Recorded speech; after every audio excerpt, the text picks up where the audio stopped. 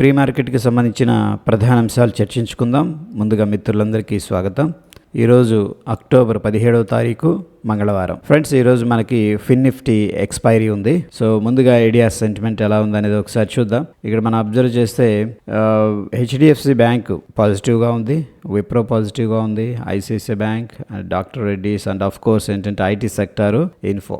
ముఖ్యంగా మనకి విప్రో కావచ్చు అండ్ ఇన్ఫోసిస్ రెండు కూడా చాలా చక్కగా పాజిటివ్గా అయితే బౌన్స్ అయినట్టు కనిపిస్తుంది. బ్రాడర్ సెన్స్ అనేది మనం తీసుకున్నట్టయితే దాదాపుగా అన్ని కూడా పాజిటివ్గా అయితే ఉన్నట్టు తెలుస్తూ ఉంది. సో సార్ట్ ఆఫ్ రికవరీ అనేది మనం ఎక్స్పెక్ట్ అయితే చేసుకోవచ్చు. ఇక ఇండియన్ ఇండిసెస్ ఎలా పర్ఫామ్ చేసినాయి అనేది ఒకసారి చూస్తే మనకి ఫార్మా, రియాలిటీ, ఎఫ్ఎంసీజీ వీటిలో కొద్దిగా ప్రాఫిట్ బుకింగ్ జరిగింది. బట్ ఇదంతా కూడా బిలో 1% కనిపిస్తుంది. అప్ టు ఇన్ఫ్రాస్ట్రక్చర్ దాకా అన్ని కూడా ఎంతో కొంత ప్రాఫిట్ బుకింగ్ అయితే చేసుకున్నాయి. సో మెటల్స్ అయితే షైన్ అయినాయి. పబ్లిక్ సెక్టర్, యూనియన్ బ్యాంక్స్ ఇవి కూడా పాజిటివ్గా ఉన్నాయి అండ్ మిడ్ క్యాప్ దాకా అయితే పాజిటివ్గా ఉంది. బట్ అగైన్ బ్రాడర్ సెన్స్ అనేది మనం తీసుకున్నట్టయితే ఇక్కడ సెల్లింగ్ జరిగింది, బట్ అగ్రెసివ్నెస్ అనేది కనిపించట్లేదు. సో ప్రాబబ్లీ ఏంటంటే సమ్వేర్ ఒక బోటం అయితే క్రియేట్ అయినట్టు కనిపిస్తుంది. అదేవిధంగా గ్లోబల్ సెంటిమెంట్ ఎలా ఉందనేది ఒకసారి చూద్దాం.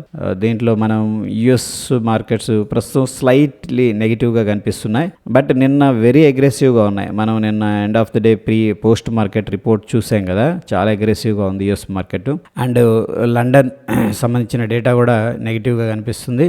అండ్ యుఎస్ మార్కెట్స్ అయితే డౌ జోన్స్ ప్రస్తుతం 9 పాయింట్లు నెగిటివ్గా ట్రేడ్ అవుతుంది. నిన్న స్ట్రాంగ్గా వెళ్ళింది కదా, కొద్దిగా కూల్ ఆఫ్ జరుగుతున్నట్టు అనిపిస్తుంది. అదేవిధంగా రష్యా పాజిటివ్గా కనిపిస్తుంది, హాంకాంగ్ పాజిటివ్గా ఉంది, ఫ్రాన్స్ పాజిటివ్గా ఉంది, ఏషియా మార్కెట్ జపాన్ పాజిటివ్గా కనిపిస్తుంది, యూరప్ పాజిటివ్గా ఉంది, జర్మన్ పాజిటివ్గా ఉంది. డాక్స్ ఫ్యూచర్స్ అంటే జర్మన్. సో బ్రాడర్ సెన్స్ అనేది కానీ మనం తీసుకున్నట్టయితే ఇక్కడ 50-50 లాగా కనిపిస్తుంది. బట్ నిన్న పెరిగిన విధానం అండ్ అంటే వెరీ అగ్రెసివ్నెస్ కనిపిస్తుంది. కాబట్టి ప్రాబబుల్ ఏంటంటే మనకు కొంత సపోర్ట్ అనేది ఉంటుందని చెప్పేసి అనిపిస్తుంది. అదేవిధంగా ఫండమెంటల్కి సంబంధించిన డేటా అనేది మనం అబ్జర్వ్ చేస్తే ఇండియాకి సంబంధించిన హోల్సేల్ ప్రైస్ ఇండెక్స్ డేటా అనేది రావడం జరిగింది. ఈ యొక్క ఇన్ఫ్లేషన్ నెగిటివ్గా వచ్చింది ఫ్రెండ్స్. ఓకేనా, నెగిటివ్ డేటా అనేది ఇండియా రిలీజ్ చేసిందని చెప్పేసి చెప్పుకోవచ్చు. అండ్ యుఎస్కి సంబంధించిన డేటా ఈరోజు 6 o'clock రావడం జరుగుతుంది. రిటైల్ సంబంధించిన సేల్స్ ఏ విధంగా ఉన్నాయని చెప్పేసి ఇది ఫండమెంటల్ డేటా అని చెప్పేసి చెప్పుకోవచ్చు. ఈ డేటా మనం కొద్దిగా ఫోకస్ చేయాల్సి ఉంటుంది. అదేవిధంగా ఇక్కడ మనం ఫ్యూచర్స్ ఓపెన్ ఇంట్రెస్ట్ అనేది అబ్జర్వ్ చేస్తూ వస్తున్నాం. ఓకే, సో దీంట్లో మనం చూస్తే లాస్ట్ 3 days నుంచి కూడా ఇండెసిషన్ ఫార్మేషన్ జరుగుతున్నాయి. ఇండెసిషన్లో ఇక్కడ షార్ట్ బిల్డప్ జరుగుతుంది లేదా లాంగ్ అన్వైండింగ్ జరుగుతున్నట్టు చూపిస్తుంది. దీన్ని మనం అబ్జర్వ్ చేద్దాం ఫ్రెండ్స్. అదేవిధంగా మనకి ఇక్కడ ఫీచర్స్ ఏ విధంగా బిల్డప్ అయినాయి అనేది చూస్తే మనకి లాంగ్ బిల్డప్ అనేది అండ్ షార్ట్ కవరింగ్ అయితే కనిపిస్తుంది ఎక్కువగా. Short buildup and long buildup రెండు కూడా క్యాన్సిల్స్ ఇచ్చేదారు అనమాట. ఒకళ్ళు లాంగ్ ఒకళ్ళు షార్ట్ రెండు కూడా క్యాన్సిల్ అయిపోతున్నాయి. బట్ షార్ట్ కవరింగ్ అనేది కొద్దిగా అగ్రెసివ్గా కనిపిస్తుంది. సో ఇది ఫ్యూయల్ చేస్తుంది, ఇది ర్యాలీ అవటానికి షార్ట్ టర్మ్లో అనిపిస్తుంది. ఇక అదేవిధంగా ఈక్వల్ వెయిట్ నిఫ్టీ అనేది చూస్తే హీరో మోటార్ కార్ప్ చక్కగా పాజిటివ్గా అయితే క్లోజ్ అయింది. And JSW and axis bank, SBI life, NTPC metal సంబంధించి కానీ అండ్ ఇక్కడ దివిస్ ల్యాబ్స్ వచ్చేసరికి మనకి నెగిటివ్గా ఉంది. అండ్ ఆఫ్ కోర్స్ ఏంటంటే ఐటీ సెక్టర్లో కొద్దిగా ప్రాఫిట్ బుకింగ్ ఎగ్రెసివ్గానే కనిపిస్తుంది. బ్రాడర్ పిక్చర్ అనేది మనం తీసుకున్నట్టయితే స్టిల్ 60% స్టాక్స్ ఏంటంటే కొద్దిగా వీక్గానే కనిపిస్తూ ఉన్నాయి బ్రాడర్ సెన్స్లో. ఇది ఆల్రెడీ అయిపోయింది. ఓకే, బట్ అగైన్ ఒకసారి అవుట్లుక్ అనుకోవచ్చు, మనం అవుట్లుక్ చెక్ చేస్తున్నాం. అదేవిధంగా స్టాక్స్ బ్యాన్ లిస్ట్లో ఉన్నాయి. ఈ యొక్క పర్టికులర్ స్టాక్లో ఏంటంటే మనం ఫ్యూచర్డ్ ఆప్షన్స్ అనేది ట్రేడ్ చేయలేం. నిన్న జిఎన్ఎఫ్సి, ఎఫ్సిఎక్స్ అనేది యాడ్ అయింది. అయితే బ్యాన్ లిస్ట్లో నుంచి ఎల్ఎన్టీ ఫైనాన్స్, హౌసింగ్ ఫైనాన్స్ అనేది బయటికి రావడం జరిగింది. సో దీంట్లో మనం ఫీచర్స్ కానీ ఆప్షన్స్ కానీ ట్రేడ్ చేసుకోవచ్చు. అదేవిధంగా రిజల్ట్స్ విషయానికి వస్తే ఈరోజు Bajaj finance, Can Fin home, Syngene, ICICI Pru, LTTS ఇవన్నీ కూడా రిజల్ట్స్ అనేది అనౌన్స్ చేస్తూ ఉన్నాయి ఫ్రెండ్స్. సో ఈ యొక్క పర్టికులర్ స్టాక్లో ఏంటంటే మనం వాలటిలిటీ అనేది ఎక్స్పెక్ట్ అయితే చేసుకోవచ్చు. అదేవిధంగా అన్యూజువల్ యొక్క ఆప్షన్స్ యాక్టివిటీ అనేది కనిపిస్తుంది. ఇక్కడ మనకి హీరో మోటార్ కార్పు జిఎన్ఎఫ్సిలో ఎక్కువగా ఉంది. దాల్మియా భారత్ కూడా కనిపిస్తుంది. Okay, so hero motor carp ఎక్కువగా ఉంది, అక్కడక్కడ కనిపిస్తుంది. అన్యూజువల్ అంటే హెవీగా వాల్యూమ్స్ అనేది ట్రేడ్ అవుతున్నాయి అనమాట దీంట్లో ఆప్షన్స్లో. అదేవిధంగా GNFC, I think GNFC ban లిస్ట్లోకి వెళ్ళింది కదా జిఎన్ఎఫ్సి. అండ్ దాల్మియా భారత్ కూడా కనిపిస్తుంది ఇక్కడ. ఓకే, ఈ పర్టికులర్ స్టాక్స్లో ఏంటంటే నేను అబ్జర్వ్ చేసింది స్మాల్ ప్యాటర్న్స్ ఫార్మేషన్ జరుగుతాయి.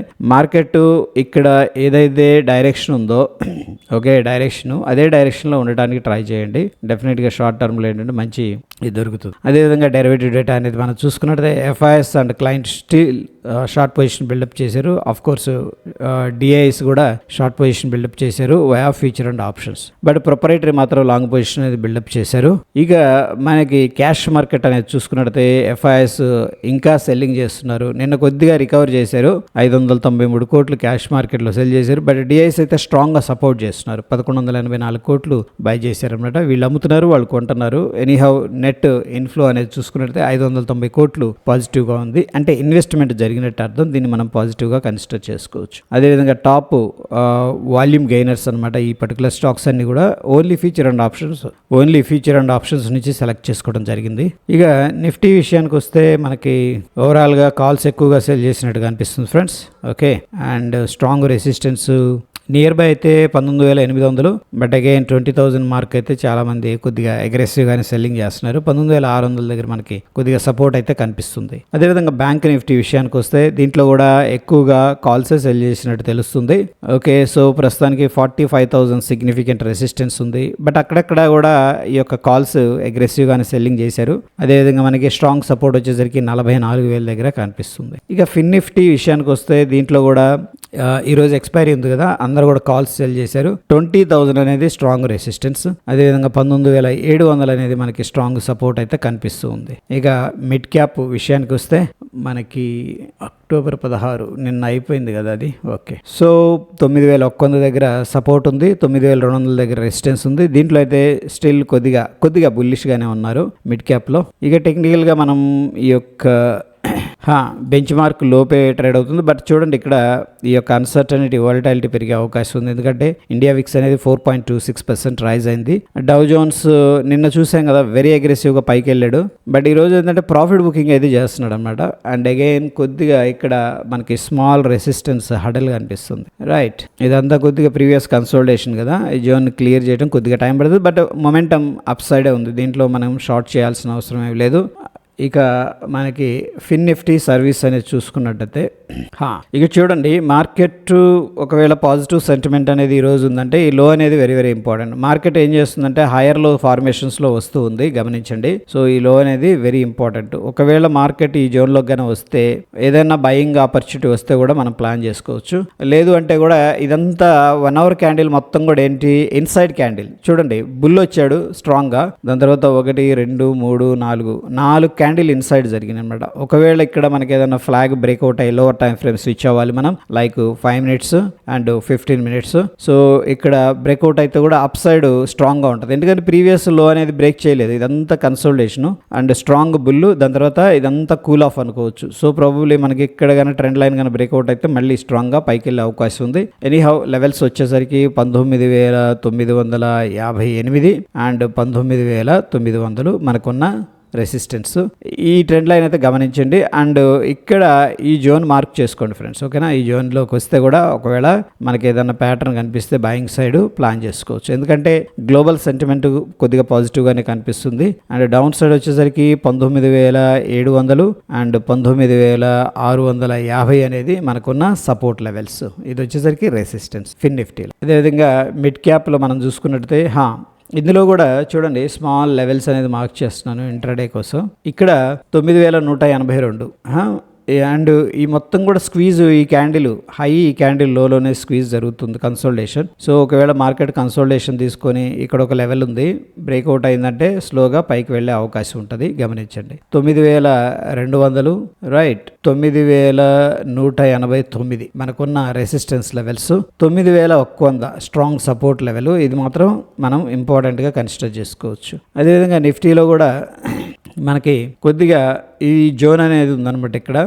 ఓకే, ఈ జోన్ కనుక క్లియర్ చేస్తే మనకు అప్ సైడ్ వెళ్ళొచ్చు. సో దీనికోసం మనం ఒక ట్రెండ్ లైన్ అనేది డ్రా చేసుకొని వెయిట్ చేయొచ్చు. ఇక నంబర్స్ విషయానికి వస్తే 19,840, 19,800 మనకున్న రెసిస్టెన్స్ లెవెల్స్, 19,600 అనేది అండ్ 19,589 అనేది మనకున్న సపోర్ట్ లెవెల్స్. అయితే ఫ్రెండ్స్, ఒకవేళ మార్కెట్ కనుక స్లిప్ అయింది అనుకోండి, ఇక్కడ ఏదైతే డిమాండ్ జోన్ ఉందో ఇది వెరీ ఇంపార్టెంట్. ఒకసారి బౌన్స్ అయింది ఇక్కడికి వచ్చి, ఓకే, మళ్ళీ ఇక్కడ యాక్టివిటీ అనేది అబ్జర్వ్ చేయాలి. ఈ లెవెల్ కానీ బ్రేక్అవుట్ అయిందంటే కిందకి ఇంకా మళ్ళీ ఈ లెవెల్స్ని టచ్ చేసే అవకాశం ఉంటుంది ఇక్కడ. అందుకని మీరు ఇది మార్క్ చేసుకొని దీన్ని అబ్జర్వ్ చేయండి. ఇక బ్యాంక్ నిఫ్టీ విషయానికి వస్తే మనకి 44,691, 44,500 అనేది మనకున్న రెసిస్టెన్స్ లెవెల్స్. అదేవిధంగా 44,041 అండ్ 44,000 అనేది మనకున్న సపోర్ట్ లెవెల్స్. ఇక గిఫ్ట్ నిఫ్టీ అనేది చూద్దాం ఒకసారి. సో డైలీ టైం ఫ్రేమ్లో అబ్జర్వ్ చేస్తే స్ట్రాంగ్ గ్యాప్ అప్ అయితే అయింది ఫ్రెండ్స్. ఓకేనా, స్ట్రాంగ్ గ్యాప్ అప్ అయింది. ప్రస్తుతం ప్రీవియస్గా ఒక రెసిస్టెన్స్ ఉంది. ఇది స్మాల్ ప్రాఫిట్ బుకింగ్ జోన్. ఈ లెవెల్కి వచ్చినప్పుడు మాత్రం కొద్దిగా కాషియస్గా ఉండండి. అండ్ ఇక్కడ 19,827 దగ్గర గిఫ్ట్ నిఫ్టీ అనేది ట్రేడ్ అవుతుంది. ప్రస్తుతం 92 పాయింట్లు పాజిటివ్గా ఉంది. అదేవిధంగా మన్ నిఫ్టీ ఎక్కడ క్లోజ్ అయిందంటే 19,731 దగ్గర మనకి 80 నుంచి 90 పాయింట్లు పాజిటివ్గా ఉంది. ఓకేనా, సో మనం ఏమి ఎక్స్పెక్ట్ చేయొచ్చు అంటే as per the gift Nifty gap up అనేది ఎక్స్పెక్ట్ చేసుకోవచ్చు. రైట్, యా డెఫినెట్గా. అండ్ ప్రస్తుతం అయితే ఇక్కడ ప్యాటర్న్ అబ్జర్వ్ చేస్తే ఇక్కడేమో ఇండెసిషన్ జరిగింది. ఇక్కడ ఏం జరిగిందంటే 2 days కూడా బేర్స్ ట్రై చేశారు, గుర్తుపెట్టుకోండి, కానీ ఈ లోని బ్రేక్ చేయలేకపోయారు అండ్ సక్సెస్ఫుల్గా బుల్స్ హోల్డ్ చేశారు అనమాట. సో ఒకసారి పైకి వెళ్ళాడు, కిందకు వచ్చాడు, పైకి వెళ్ళాడు, కిందకు వచ్చాడు. ఇక్కడ సపోర్ట్ క్రియేట్ అయింది. సో ప్రాబబ్లీ ఈ మొమెంటం అంటే స్ట్రాంగ్గా హోల్డ్ చేస్తున్నారు, బుల్స్ అనేవాళ్ళు స్ట్రాంగ్గా ఉన్నారని చెప్పేసి ఒక ఇన్ఫర్మేషన్ ఇవ్వడం అయితే క్లియర్గా జరుగుతుంది. ఓకే, ఇక టెక్నికల్ సమరీ అనేది మనం చూసుకున్నట్టయితే నిఫ్టీ బ్యాంక్లో మనకి స్ట్రాంగ్ సెల్ అనేది సజెస్ట్ చేస్తుంది based on the oscillator and indicator. అదేవిధంగా నిఫ్టీ 50లో మనకి స్ట్రాంగ్ బై అనేది సజెస్ట్ చేస్తుంది ఫ్రెండ్స్. ఓకే, సో ఇవి మనకి ప్రీ మార్కెట్కి సంబంధించిన అప్డేట్స్. ఎటువంటి క్రిటికల్ అప్డేట్స్ ఉన్నా సరే మన టెలిగ్రామ్లో పోస్ట్ చేస్తాను. మరొక ఎపిసోడ్లో మళ్ళీ కలుసుకుందాం ఫ్రెండ్స్. Stay tune. ధన్యవాదాలు.